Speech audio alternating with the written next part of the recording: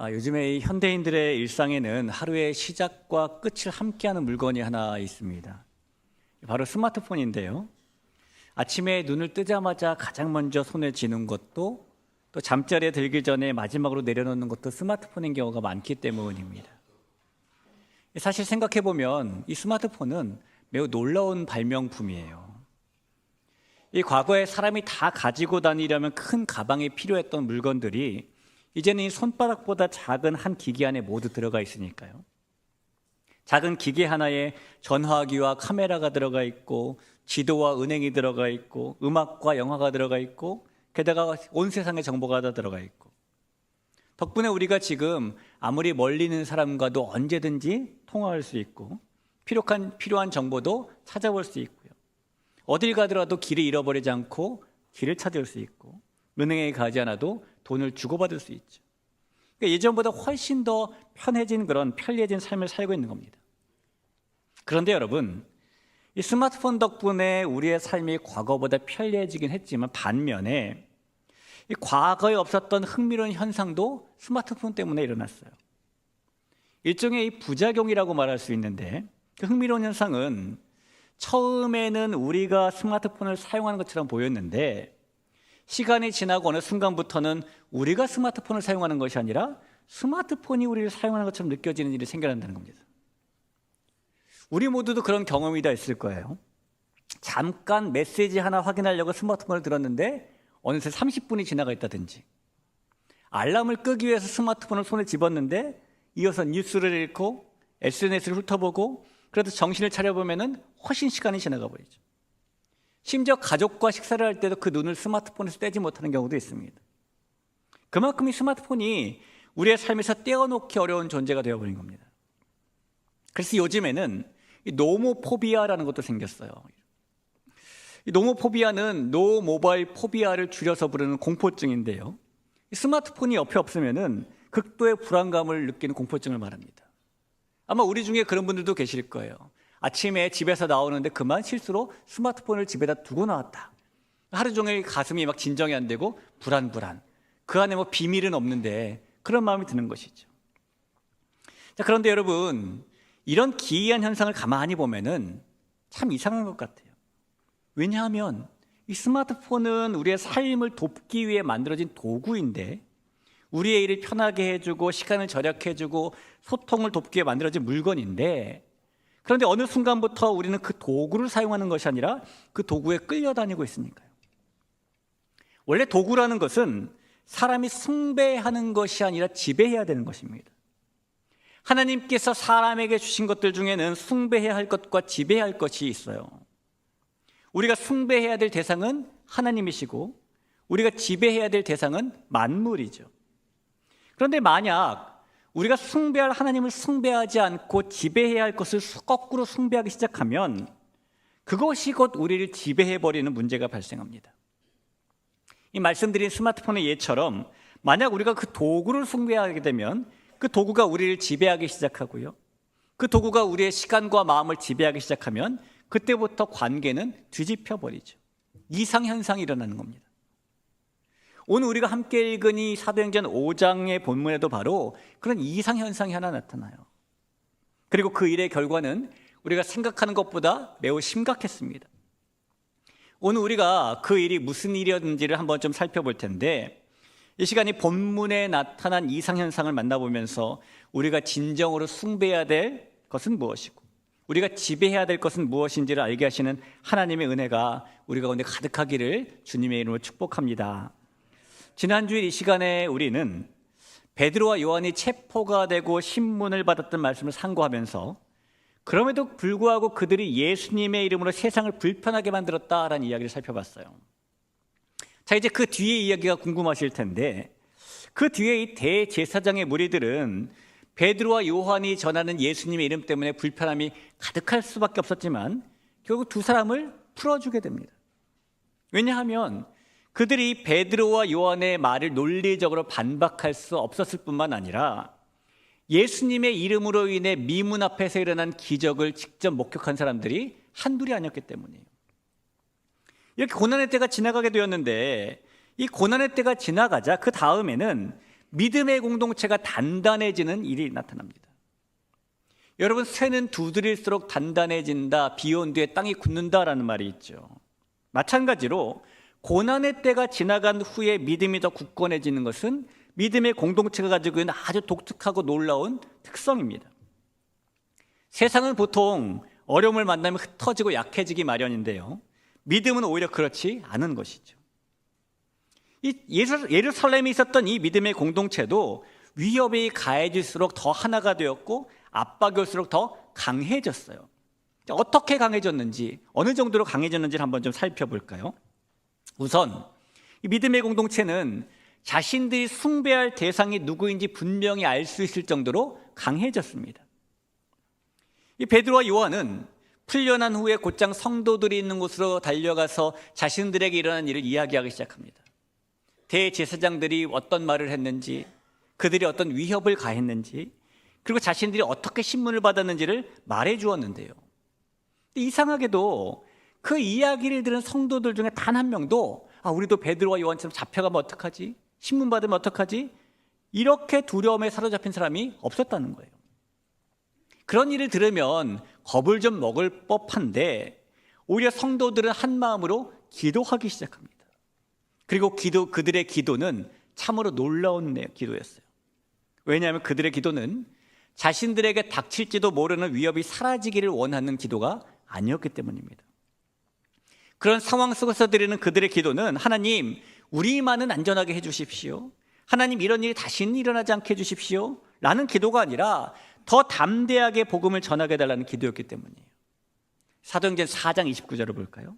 주여 이제도 그들의 위협함을 굽어 보시옵고 또 종들로 하여금 담대히 하나님의 말씀을 전하게 하여 주시오며 라고 말하죠. 자, 성도 여러분, 예수님의 십자가 은혜로 하나님의 자녀가 된 저와 여러분은 하나님께, 그리고 예수님께 무엇이든지 기도해도 됩니다. 마태복음 21장 22절을 볼까요? 너희가 기도할 때에 무엇이든지 믿고 구하는 것은 다 받으리라 하시니. 자, 요한복음 14장 14절도 보죠. 내 이름으로 무엇이든지 내게 구하면 내가 행하리라. 예수님의 이 말씀에 의하면 하나님께서는 자녀된 우리가 하나님 앞에 나와서 무엇이든지 구하는 것을 기뻐하시는 분이세요. 하나님께서는 우리가 삶의 작은 필요를 가지고 하나님께 나아가는 것을 결코 책망하는 분도 아니시고 가볍게 여기시는 분도 아니신 겁니다. 자, 그런데 여러분, 예수님께서는 동시에 이런 말씀도 하셨어요. 마태복음 6장 33절을 볼까요? 그런즉 너희는 먼저 그의 나라와 그의 의를 구하라. 그리하면 이 모든 것을 너희에게 더하시리라. 예수님의 이 말씀 속에는 우리의 신앙과 기도에 아주 중요한 원리가 하나 담겨 있는데, 그 원리는 우리가 하나님의 자녀로서 무엇이든지 다 기도할 수 있지만 무엇을 먼저 구하느냐는 중요하다는 거예요.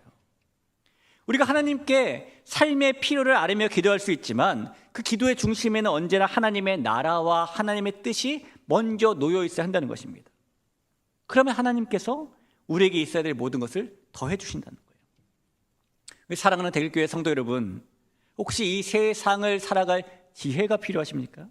그러면 무엇이든지 구하라고 하신 하나님께 기도하시기 바라요. 여러분, 일용할 양식이 필요하시고 물질이 필요하시고 육신과 마음의 강건함이 필요하십니까? 구하는 대로 우리에게 행해 주시는 하나님께 기도하시기 바랍니다. 그리고 그 기도에 하나님의 나라와 의라는 목적을 분명히 세우시기 바라요. 그러면 우리의 아버지 되신 하나님께서 모든 것을 우리에게 더하시는 줄로 믿습니다. 이 초대교회 성도들은 자신들이 누구를 숭배하며 무엇을 기도해야 되는지를 너무나 잘 알 수 있을 정도로 강해진 것이에요. 자, 또 이 믿음의 공동체는 어떻게 또 강해졌을까요?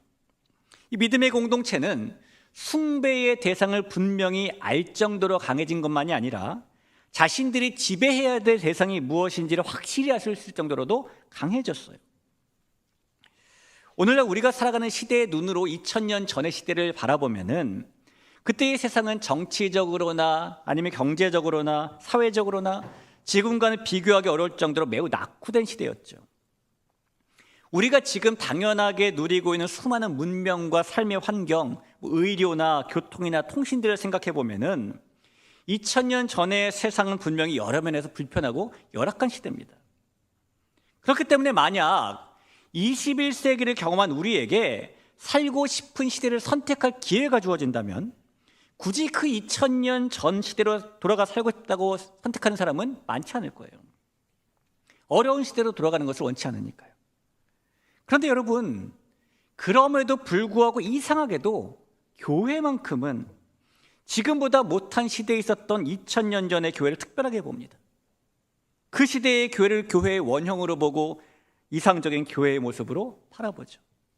지금과 비교해 보면은 웅장한 건물이 있었던 것도 아니고 수천 명이 모여 한꺼번에 예배드릴 수 있는 공간이 있었던 것도 아니고 단지 가정에서 모이는, 그래서 화려하거나 인상적인 모습의 교회가 아니었음에도 불구하고, 그런데도 교회는 언제나 2000년 전의 모습을 가장 본받아야 될 아름다운 모습으로 기억하고 있는 것이죠. 왜 그런 것이죠? 그 이유는 매우 단순합니다. 그 이유는 바로 그때의 교회, 그때의 성도들이 고난 속에서도 하나님만을 숭배한 결과 그 공동체 안에 놀라운 변화의 모습이 아름답게 일어났기 때문이에요. 어떤 변화가 아름답게 일어났습니까? 우선 그때의 믿음의 공동체에는 모든 성도가 한 마음과 한 뜻이 되는 놀라운 변화가 일어났어요. 사도행전 4장 32절의 앞부분을 보죠. 믿는 무리가 한 마음과 한 뜻이 되었다라고 말합니다. 성도 여러분, 사람이 마음이 하나가 되고 뜻이 하나가 되는 것이 쉬운 일일까요? 절대로 쉬운 일이 아닐 겁니다. 우리가 보면 내가 낳은 자녀도 나와 한 마음 한 뜻이 되지 않잖아요. 수십 년 동안 같은 밥을 먹고 같은 잠자리에 들었던 부부도 한 마음 한 뜻이 되지 않잖아요. 물론 우리 대길교회 성도님들은 좀 다르실 수 있어요. 혹시 성도님들 중에 우리 부부는 정말 평생 한 마음과 한 뜻입니다, 그런 분들이 계시면 저에게 말씀해 주세요. 제가 근사하게 밥 한번 사면서 비결을 좀 배우겠습니다. 여러분, 사람이 누군가와 한 마음 한 뜻이 된다는 것은요, 쉬운 일이 아니에요. 그런데 믿음이란 이름으로 묶인 이 공동체가, 그것도 한두 명이 모이지 않은 수많은 사람들이 있는 공동체가 한 마음과 한 뜻이 됐다는 거예요. 놀라운 일이죠. 그래서 존 웨슬리는 이 모습을 그들의 사랑과 소망과 열정이 연합한 것이다 라고 묘사하게 됐어요. 여러분, 같은 장소에 모여 있다고 해서 한 공동체가 되는 것은 아닙니다. 단지 사람이 많이 모인다고 해서 건강한 공동체가 되는 것도 아닙니다. 참된 공동체는 마음과 뜻이 하나가 될 때 이루어지는 거예요. 그리고 2000년 전에 있었던 그 믿음의 공동체는 그렇게 모든 성도들이 한 마음이 되고 한 뜻이 될 정도로 강해졌다는 겁니다. 변화했다는 겁니다. 여러분, 우리 대길교회 공동체도 그렇게 한 마음과 한 뜻이 되는 강한 주님의 교회가 될 수 있기를 간절히 소원합니다. 자, 또한 그때 믿음의 공동체에 어떤 변화가 일어났냐면요, 이번에는 모든 성도가 자기 소유를 더 이상 숭배하지 않고 지배하게 되는 변화가 일어났어요. 4장 32절의 뒷부분을 볼까요? 모든 물건을 서로 통용하고 자기 재물을 조금이라도 자기 것이라 하는 이가 하나도 없더라. 여러분, 사람은 본능적으로 자기 것을 붙잡고 싶어 합니다. 여기 계신 분들께서 한 번쯤 다 해보셨을 텐데, 이 갓난아기를 보면은요, 가끔씩 그 손에다가 손가락 넣는 그런 거 해보신 적 있으시죠? 그럼 아이들이 어떡합니까? 피지 않아요. 꽉 잡죠. 물론 그 손가락이 꼭 잡고 싶은 마음이 있겠지만 그 모습이 대변하는 건 뭐냐면은 사람의 본성에는 자기 것을 움켜쥐고 싶은 마음이 있다는 거예요. 내어놓으려고 하는 마음이 있는 게 아니라는 겁니다. 그래서 누구라도 자기 것을 내어놓는 것은 어려운 일입니다. 그런데 이 초대교회 안에는 전혀 다른 일이 일어나고 있었던 것이죠. 어떤 사람은 밭을 팔았고 어떤 사람은 집을 팔았고, 그렇게 팔아서 얻은 돈을 사도들의 발 앞에 가져다 놓고 성도들이 모든 가진 것을 나누었어요. 그렇게 하는 것이 어려운 결정일 텐데 성도들이 그럴 수 있었던 것은 그들이 자신들의 소유물을 자기 것으로 생각하지 않았기 때문이에요. 삶의 기준과 가치관과 우선순위가 바뀌었기 때문이죠. 그래서 그 결과 그 믿음의 공동체 안에 가난한 사람들이 없게 되었답니다. 사도행전 4장 34절 35절입니다. 그 중에 가난한 사람이 없으니 이는 밭과 집 있는 자는 팔아 그 판 것의 값을 가져다가 사도들의 발 앞에 두매 그들이 각 사람의 필요를 따라 나누어 줌이라 라고 말하고 있죠. 여러분, 이것이 바로 복음이 만들어낸 공동체의 변화된 모습, 재물을 숭배하던 삶에서 지배하는 삶으로 변화된 모습인 거예요. 이 교회는 예수님의 이름 때문에 위협을 받았지만 그 이름 때문에 더 서로를 사랑하게 되었고, 그 이름 때문에 더 자신의 것을 나누게 되었고, 그 이름 때문에 더 서로의 필요를 채워주는 공동체가 될 정도로 변화하고 강해진 겁니다. 우리 믿음의 공동체도 숭배의 대상은 오직 하나님뿐임을 믿고, 우리의 삶에 주어진 물질을 포함한 다른 것들은 우리가 지배해야 될 대상임을 아는 교회가 될 수 있기를 주님의 이름으로 간절히 소원합니다. 자, 그런데 여러분, 이 사람들이 다 한 마음과 한 뜻으로 하나님만 숭배하고 기쁨으로 자신의 것을 나누던 바로 그 공동체 안에 어느 날 아주 이상한 사건이 하나 일어나는 거예요. 이 사건은 공동체가 변해서 숭배의 대상이 바뀌기 시작한 문제의 일이었는데요, 그 문제의 중심에 아나니아와 삽비라라는 사람이 있습니다. 모든 사람이 자신에게 주어진 물질을 숭배하지 않고 지배하는 그런 성도들이 가득 찬 공동체 안에서 어느 날 아나니아도 자신의 소유를 팔았는데, 그러나 그는 그 중에 얼마를 아내 삽비라와 함께 감추었대요. 1절과 2절이죠. 아나니아라는 사람이 그 아내 삽비라와 더불어 소유를 팔아 그 값에서 얼마를 감춤해 그 아내도 알더라. 얼마만 가져다가 사도들의 발 앞에 두니. 그런데 이 일의 결과가 무엇이었습니까? 이 두 부부 아나니아와 삽비라가 급수하게 된 것이 결과예요. 여러분, 이런 일이 왜 일어났을까요? 우리는 이 일의 원인을 2절에 나오는 감춤해라는 단어에서 찾아볼 수 있어요. 그 값에서 얼마를 감춤해에서 감춘다는 말은 이 성경어로 노스피조라고 하는데, 이 말은 자신을 위해 산 쪽으로 두다라는 말입니다. 다르게 표현하면, 쉽게 말하면 무슨 뜻이냐면 횡령하다라는 뜻인 거예요.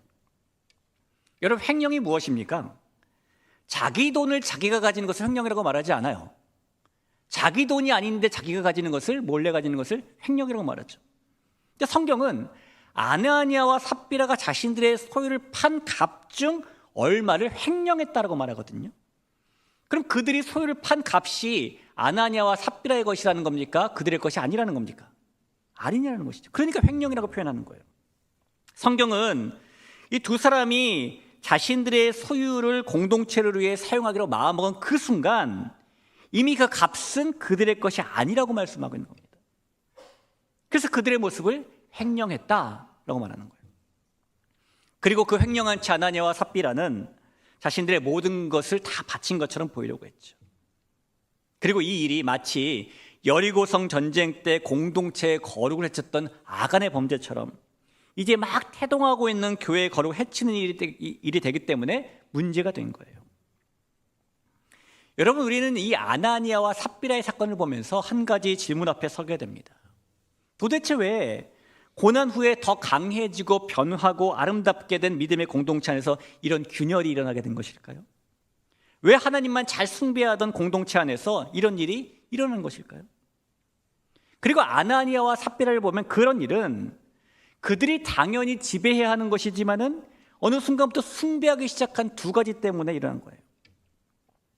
그들이 당연히 지배해야 할 것이지만 어느 순간부터 숭배한 그 두 가지 중에 첫 번째는 돈이었습니다. 이 성도 여러분, 돈은 우리의 숭배의 대상이 아니라 지배의 대상이에요. 사실 돈이라는 것은 자체로 나쁜 것은 아닙니다. 돈은 하나님께서 우리의 삶 속에서 사용하시도록 허락하신 도구죠. 그래서 우리의 삶을 돕는 수단이 될 수 있고, 선한 일을 행하는 통로가 될 수 있고, 하나님 나라를 위해 사용하는 귀한 자원이 될 수 있고, 우리가 살아가는 세상 속에서 꼭 필요한 것이 돈이에요. 누군가를 돕기 위해서도 돈이 필요하고, 복음을 전하기 위해서도 돈이 필요하고, 교회가 사명을 감당하기 위해서도 돈은 중요한 역할을 하지요.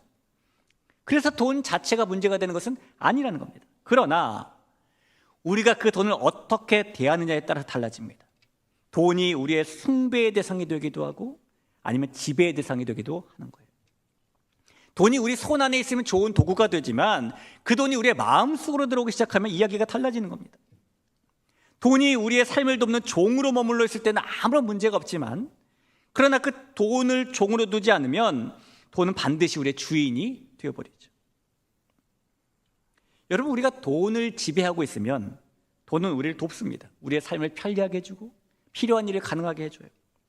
그러나 우리가 돈을 숭배하는 순간 그 돈은 우리의 주인이 되어버리고 상황은 완전히 달라집니다. 우리의 마음을 지배하기 시작하고요. 우리의 가치관을 바꾸기 시작하고 돈이 우리의 모든 것을 결정해버리죠. 그래서 예수님께서도 이 돈을 단순한 물질이라고 말씀하지 않으시고 황금 맞는 주인 맘몬이라고 부르신 거예요. 마태복음 6장 24절입니다. 한 사람이 두 주인을 섬기지 못할 것이니 혹 이를 미워하고 저를 사랑하거나 혹 이를 중히 여기고 저를 경히 여김이라. 너희가 하나님과 재물을 겸하여 섬기지 못하느니라. 이 말씀에서 우리말로 번역된 재물이라는 말이 맘몬입니다. 황금 맞는 주의라는 말이에요. 여러분, 이 맘몬은 언제나 성도의 영적인 삶에 있어서 아주 중요한 장애요인이 되어왔어요. 이 사람이 마음이 돈을 숭배하기 시작하면 하나님을 숭배하는 마음이 점점 약해지기 때문이에요. 그래서 예수님께서 너도 아주 분명하게 한 사람이 두 주인을 섬길 수 없다라고 말씀하신 겁니다. 그런데 안타깝게도 오늘 우리가 읽은 이야기 속에서 아나니아와 삽비라는 바로 그 지점에서 무너지고 말았던 것이죠. 그들이 단순히 돈이 악고 생명한 것을 넘어서 그들에게 하나님이 아닌 재물을 숭배하는 마음이 있었기 때문에 실패하게 됐다는 겁니다. 귀한 성도 여러분, 다시 한번 말씀드리지만 돈은 우리가 숭배해야 될 대상이 아니라 우리가 지배해야 될 대상이에요. 돈은 우리의 삶을 섬기도록 하나님께서 맡겨주신 도구이지 우리의 삶을 지배하도록 허락된 주인이 아닙니다. 그래서 건강한 신앙을 가진 사람은 이 돈을 두려워하지도 않고 돈을 숭배하지도 않아요. 대신에 그 돈을 하나님 앞에서 바르게 사용하려고 하죠. 여러분, 5달란트 받았던 종이 5달란트를 남길 수 있었던 비결, 2달란트 받았던 종이 2달란트를 남길 수 있었던 비결은 그들이 그 돈을 숭배하지 않고 주인의 뜻대로 지배했기 때문임을 기억하시길 바라요. 그래서 오늘 이 아나니아와 삽비라의 모습을 반면교사 삼아서 저와 여러분도 돈을 숭배하는 마음을 멀리 떠나보내고 돈을 하나님의 뜻에 따라 지배하는 삶을 살 수 있기를 주님의 이름으로 간절히 부탁을 드립니다. 이제 또 아나니아와 삽비라가 당연히 지배해야 되는 것이지만 어느 순간부터 숭배했던 두 번째 것이 또 하나 있는데 그것은 무엇이었냐면 그들 마음가운데 있던 거짓에 대한 욕구였어요. 베드로는 오늘 이야기에서 아나니아와 삽비라의 거짓의 문제를 지적하죠. 3절을 볼까요? 베드로가 이르되 아나니아야 어째 사탄이 내 마음에 가득하여 내가 성령을 속이고 땅값 얼마를 감추었느냐. 여러분, 어쩌면 우리는 이 아나니아와 삽비라의 거짓의 문제가 조금 더 낯설게 느껴질 수도 있어요. 과연 그들의 거짓 때문에 사람이 죽을 수 있을까? 하나님이 너무하신 것 아닐까? 이런 생각이 들기 때문이죠. 생각해보면 오늘의 우리는 일상 속의 작은 거짓을 대수롭지 않게 넘기며 살아가는 문화와 시대 속에 살고 있습니다. 우리가 이 도덕적인 문제는 매우 큰 죄를 강조하는 반면에 일상 속에서 하는 작은 거짓은 그 심각한 죄로 여기지 않고 비교적 가볍게 여기는 그런 경향을 가지고 있죠. 사람들이 이 정도의 거짓말은 괜찮아, 다들 이 정도는 하지 않나 라고 생각하며 기본적으로 살아가는데 우리나라만이 아니라 온 세상이 그래요. 예전에 미국의 한 신문에 이런 기사가 보도된 적이 있어요. 신문 기사에 의하면은 일리노이주의 작은 도시에서 세탁소를 운영하던 사람이 이 고객이 맡긴 옷을 정리하다가 주머니에서 $20,000 정도 되는 돈을 발견하게 되었습니다. $20,000면 지금의 돈으로 한 3,000만 원 되는 거잖아요. 근데 몇 달이 지나도 그 손님이 옷을 찾으러 오지 않는 거예요. 여러분, 만약 여러분께서 그 세탁소 주인이시라면 어떻게 하시겠습니까? 이 세탁소 주인은요, 그 돈을 경찰에 신고했다고 합니다. 근데 그 소식을 들은 기자 한 명이 신문에 그 일을 기사로 낸 거예요. 그리고 그는 자신의 기사 맨 마지막에 이렇게 한 줄을 적었습니다. 뭐라고 적었냐면, 이제는 정직이 뉴스거리가 되어야 하는 세상이 되었다, 이렇게 적었어요. 여러분, 기자의 마지막 멘트가 무엇을 의미합니까? 원래 정직이라는 것은 뉴스거리가 되는 것이 아니잖아요. 자기 것이 아닌 것을 돌려주는 것은 특별한 일이 아니라 마땅히 하는 일이니까요. 정직은 특별한 일이 아니라 너무나 당연한 일이기 때문입니다. 그런데 그 일이 신문에 보도될 만큼 특별한 일이 되었다는 것은 우리가 살고 있는 이 세상이 얼마나 정직을 잃어버린 거짓의 세상이 되었는지를 보여주는 겁니다. 성도 여러분, 우리는 정직하게 사는 사람이 특별한 사람처럼 여겨지고 거짓과 속임이 오히려 일상이 되어버린 세상 속에서 살아가요. 그러나 여러분, 하나님께서는 진리 하나님이시기 때문에 거짓은 언제나 하나님 앞에서 심각한 문제가 되는 겁니다. 시편 5편 6절을 볼까요? 거짓말하는 자들을 멸망시키리이다. 여호와께서는 피 흘리기를 즐기는 자와 속이는 자를 싫어하시나이다. 피 흘리기를 즐겨하는 자, 살인자잖아요. 그 사람과 속이는 자를 지금 동급으로 여기고 계시죠. 잠언 20장 10절 들어볼까요? 한결같지 않은 저울추와 한결같지 않은 되는 다 하나님께서 미워하시느니라. 그렇기 때문에 거짓은 언제나 하나님과 우리와의 관계를 무너뜨리는 죄가 되는 것이고 결코 가벼운 죄가 아닌 것이에요.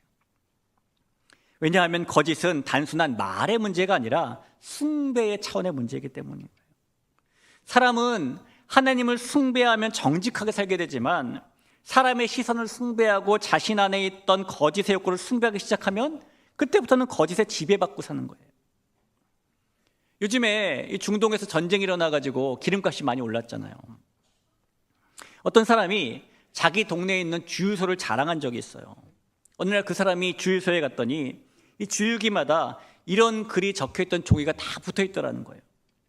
그 종이에 뭐라고 적혀있었냐면은 오늘보다 내일 기름값이 더 싸집니다. 오늘은 집에 돌아갈 정도만 주유하시고 내일 주유하세요. 이렇게 써 있었대요.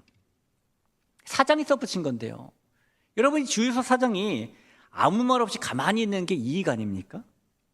가만히 있는다고 뭐 잘못하는 것도 아니잖아요. 근데 이 사람은 제 생각에는 확실히 작은 것이라도 마음속에 일어나는 거짓의 욕구를 숭배하지 않고 지배하는 사람일 가능성이 커요. 우리 존귀한 성도 여러분, 오늘 아나니아와 삽비라의 모습은 우리에게 확실한 거울이 됩니다. 저와 여러분도 우리 안에서 꿈틀대는 거짓의 욕구를 숭배하는 마음을 멀리하고 그 거짓의 욕구를 지배하며 정직을 따라가는 삶을 살 수 있기를 간절히 소원합니다. 그럴 때 우리는 2000년 전 믿음의 교회 공동체가 보여준 것처럼 하나님의 영광 안에서 변화하고 또 하나님의 은혜 가운데서 강한 믿음의 성도가 될 줄로 믿습니다. 어떤 사람이 정원을 정돈하다가 정원과 어울리지 않는 잡초처럼 작은 나무가 한 가운데 있는 것을 발견했어요. 근데 이 나무가 너무나 작은 나무였기 때문에 그 사람은 별로 신경을 쓰지 않았습니다. 그런데 시간이 지나면서 그 작았던 나무가 점점 커지기 시작하는 거예요. 처음에는 한 손으로도 쉽게 뽑을 수 있을 것처럼 보이는 나무였는데 어느 순간 그 나무가 굵은 줄기를 가진 나무가 되었죠. 뿌리가 깊이 땅속으로 내려갔습니다. 그래서 그 사람이 너무 정원과 어울리지 않으니까 그제서야 나무를 뽑으려고 했는데 때는 이미 늦었죠.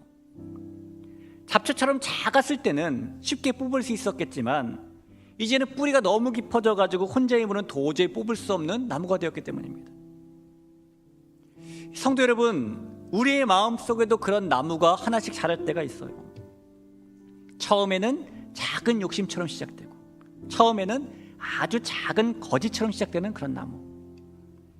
그러나 그 마음이 작다고 해서 그냥 놔두면 그것은 점점 자라기 시작합니다. 어느 순간 우리의 마음 깊숙이 뿌리를 내리죠. 그리고 그때가 되면 우리는 어느새 우리가 욕심과 거짓의 마음을 숭배하고 있다는 것을 보게 됩니다. 그 마음에 지배받고 있다는 것을 깨닫게 됩니다. 그러나 그곳에서 벗어나기가 그 전보다 힘들어지죠. 사랑하는 성도 여러분, 오늘 본문에 등장하는 아나니아와 삽비라도 어쩌면 처음부터 그렇게까지 큰 죄를 지으려고 생각했던 사람은 아닐 수도 있어요.